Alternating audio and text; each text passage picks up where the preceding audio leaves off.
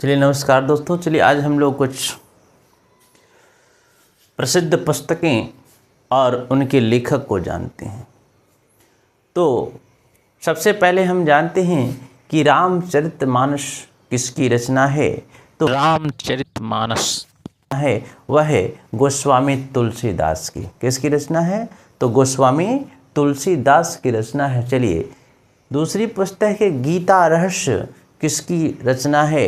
तो गीता रहस्य जो है बाल गंगाधर तिलक की रचना है। किसकी रचना है? तो बाल गंगाधर तिलक की रचना है। अगला प्रश्न है कि अभिज्ञान शकुंतलम, क्या अभिज्ञान शकुंतलम किसकी रचना है? तो अभिज्ञान शकुंतलम जो रचना है वह कालिदास की रचना है। किसकी रचना है? तो कालिदास की रचना है। अगली जो पुस्तक है गोदान किसकी रचना है? तो गोदान मुंशी प्रेमचंद्र की रचना है।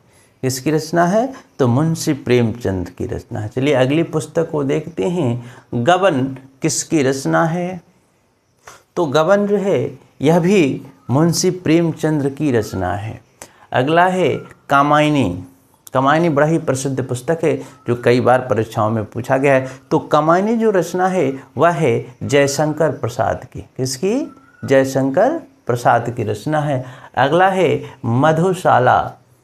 तो मधुशाला किसकी रचना है? तो मधुशाला है वह हरिवंश राय बच्चन की रचना है। किसकी रचना है? हरिवंश राय बच्चन की रचना है। चलिए आगे जानते हैं। गीतांजलि बड़ा ही फेमस पुस्तक है।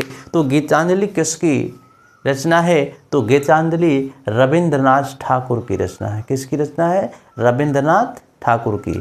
चलिए अगला पुस्तक है आनंद मठ किसकी रचना है?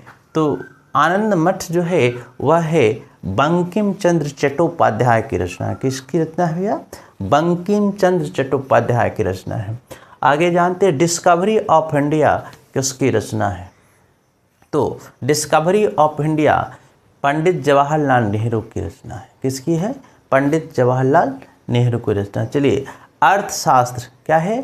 अर्थशास्त्र किसकी रचना है? तो अर्थशास्त्र जो है चाणक्य की रचना है। किसकी है? तो चाणक्य की। चलिएगा मेघदूत किसकी रचना है? मेघदूत किसकी रचना है? तो मेघदूत कालिदास की रचना है। किसकी रचना है? कालिदास की रचना। चलिए अंतिम देखते हैं कि पंचतंत्र किसकी रचना है? तो पंचतंत्र विष्णु शर्मा की रचना है। मैं आशा करता हूं कि यह वीडियो आपको अच्छी लगी होगी। अच्छी लगी हो तो लाइक शेयर कमेंट जरूर कीजिएगा और नए हैं तो फॉलो भी कर लीजिएगा।